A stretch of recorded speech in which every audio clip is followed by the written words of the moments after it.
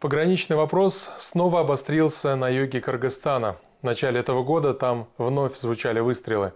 Пока правители пытаются решить вопрос делимитации границ, последствия разногласий сказываются на жителях этого региона. Наша коллега Наргиза Рыскулова побывала на зыбкой кыргызско-таджикской границе.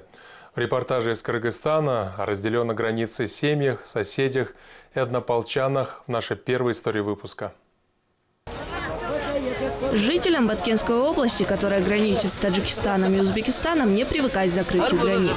Вопросы делимитации спорных территорий до сих пор являются причиной раздора между государствами. В этом городе ничто не говорит о тревожном состоянии границ всего в 45 километрах отсюда. Единственное, что изменилось, это упали цены на уголь и появились первые лица правительства в городе. Закрытие границ никак на нас не повлияло. Я продаю хлеб по той же цене. Цены на другие продукты тоже не поднялись. Конечно, закрытие границы усложняет жизнь простому народу. Таджики закупали у нас сухофрукты, мы у них продукты.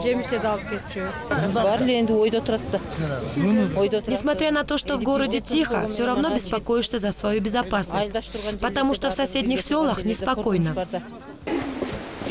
В селе Масеит-Тинджери всего 17 домов. Для жителей этой маленькой деревни, которая окружена Таджикистаном со всех сторон, вопрос закрытой границы стоит особенно остро.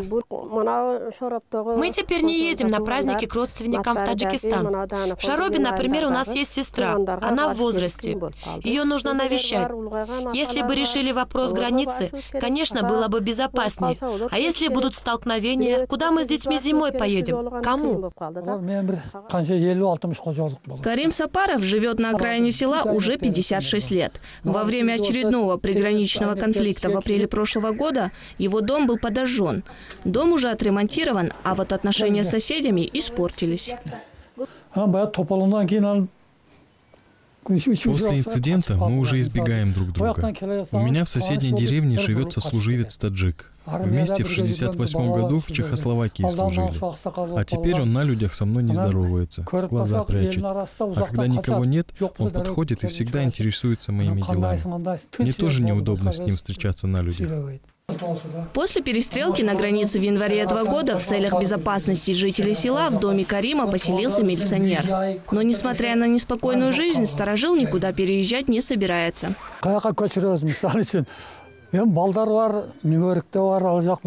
Куда мы переедем? Здесь очень сложно получить участок. И если оставим вот так вот землю, то кыргызам скоро ничего не останется. За этой чертой уже таджикская земля. Но здесь привыкли все делить пополам, как и единственный родник, который находится уже за границей. Кыргызско-таджикская граница закрыта уже более 3 недель из-за последнего конфликта между пограничниками двух стран. Политики продолжают переговоры как в Бишкеке, так и в самом Баткене. Наша главная задача – обеспечить общественную безопасность и исключить провокации. Есть населенные пункты, где дома расположены в шахматном порядке. Там мы работаем совместно с таджикскими коллегами. И у сотрудников налажена прямая связь через сотовую сеть, чтобы избежать любой дезинформации. В селе Гукташ кыргызы и таджики живут бок о бок. Даже появление пограничных постов и усиленный режим безопасности никак не влияет на повседневную жизнь села. У кыргызов и таджиков здесь общие дороги, источники воды и общие проблемы. Я как ходил, так и буду ходить. Земля наша не наша, мы живем тут. Салиха давно дружит с соседями-таджиками и уже неплохо научилась говорить по-таджикски. Пограничные конфликты на добрососедские отношения никак не влияют. Хотя и тем и другим приходится часто уезжать подальше от границы, чтобы избежать опасности во время возможных столкновений. Вот это дом таджика. Его зовут Умеджон. А это мой дом. Мы живем дружно, потому что вот с этого арыка пьем общую воду. Но когда возникают конфликты, конечно, всем жизнь дорога. И они уезжают к родственникам. И мы тоже. И когда все успокаиваются, мы приезжаем и здороваемся, как обычно. Спрашиваем о здравии друг друга. Жена Умеда, медсестра, делает уколы всей семье Салихи. Салиха делится молоком с семьей Канандаровых, рассказывает о радостях и невзгодах. Их дети играют вместе. Как они будут жить, разделенные границей, соседи себе не представляют. Дагы кээде өзүм да ойлоном да чек ара маселеси де кантип бизди бөлүштүрөт экен деп. Себеби А потом я думаю, как нас будут делить.